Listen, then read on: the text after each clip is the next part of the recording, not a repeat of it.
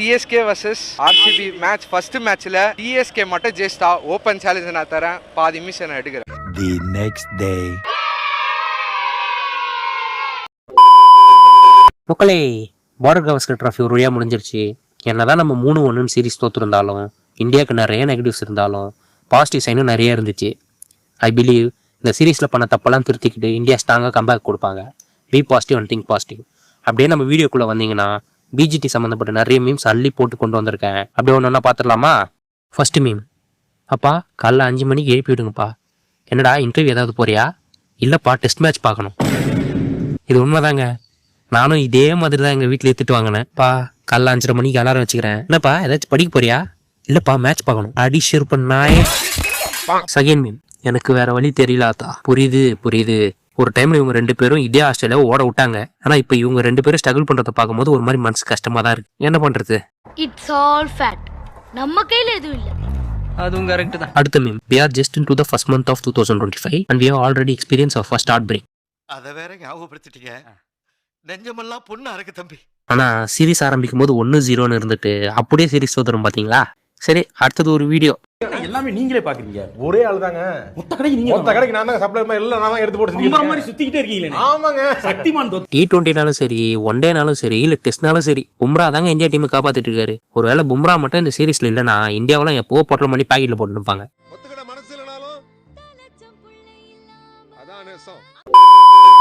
அஞ்சாவது மீ, Gautam Gambhir said we are confident of retaining the border gavaskar trophy. India தோத்ததுக்கு எல்லா கிரெடிட்டையும் இவனுக்கே கொடுக்கு. கிரெடிட் தானே கேட்ட? அடுத்து, biggest fear in childhood. Biggest fear புரிஞ்சு போச்சு. அடுத்த மீம் பார்க்கலாம். A player giving is 100% but team can't win matches for him.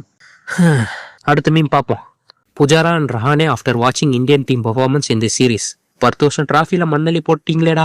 ஆனா எனக்கு இந்த பிஜிடி டீம் செலக்ஷனே புரியவே இல்லைங்க. புஜாராவை எதுக்கு டிராப் பண்ணாங்க? இப்ப கோலி, ரோஹித் சர்மாலாம் என்னதான் மற்ற சீரீஸ் ஆனாலும் பெரிய ஈவெண்ட்ஸ் லைக் ஐசிசி டோர்னமெண்ட்ஸ்க்குலாம் இவங்க தான் ஃபர்ஸ்ட் சாய்ஸ் பிளேயர்ஸா இருப்பாங்க. அந்த மாதிரி தானே டெஸ்ட்டுக்கு புஜாராவும். அவர் எதுக்கு டீம்ல இருந்து டிராப் பண்ணாங்கன்னு எனக்கு ஒண்ணுமே புரியல. சரி விடுங்க, சீரீஸே முடிஞ்சு போச்சு. இப்போ அதை பத்தி பேசி என்ன பண்ண போறோம்? டேய், ஆனா இந்த மீம் பார்த்து சத்தியமா சிரிச்சிட்டேன்டா.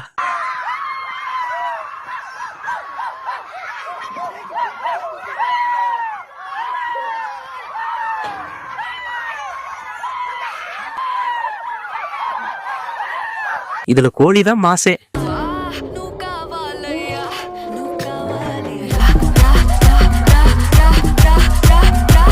அடுத்து, இது ஒரு காலத்துல எப்படி இருந்த பங்காளி அந்த மாதிரியான ஒரு மீம். இது சும்மாவா?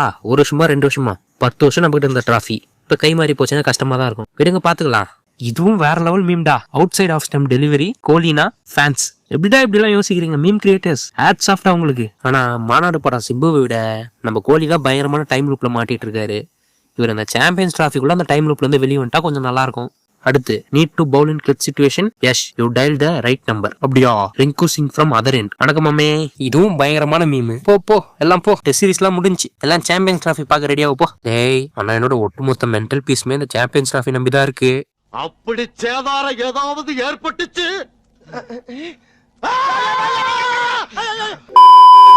இந்த மீம் வந்து நான் முதல்ல சொன்னல அந்த மாதிரி தான். For every setback moment there is a இறங்கு பாய் மூமெண்ட் லோடிங். ஆனா எனக்கு என்னவோ இந்தியா இந்த சாம்பியன்ஸ் டிராஃபில பெருசா ஏதோ சம்பவம் பண்ண போறாங்கன்னு தோணுது.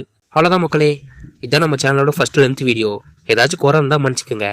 நான் அடுத்த வீடியோல எல்லாம் சரி பண்ணிக்கிறேன். இப்போ நம்ம பார்த்த மீம்ஸ்ல இருந்து 3 மீம்ஸுக்கு மெடல் கொடுக்க போறோம். பிரான்ஸ் மெடல் வந்து நம்ம ஃபர்ஸ்ட் பார்த்தோம்ல, அப்பா பையன் 5:30 மணி அந்த மீம்.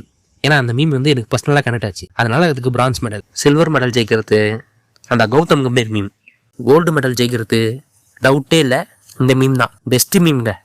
இந்த 3 மீம் தான் இந்த வீடியோட வின்னர்ஸ். இதே மாதிரி SA20 வரப்போகுது. ஜேஎஸ்கே சம்மந்தப்பட்ட எல்லா மீம்ஸும் நம்ம இன்ஸ்டா ஐடிக்கு அனுப்பிச்சு விடுங்க. நான் இன்ஸ்டா ஐடியோட லிங்க்கை கீழே டிஸ்கிரிப்ஷன்லையும் நம்ம சேனலோட பயோ லிங்க் கொடுக்குறேன். பார்க்கலாம் வர வாரங்களில் யார் அனுப்புற மீம் ஃபர்ஸ்ட் வரப்போகுதுன்னு.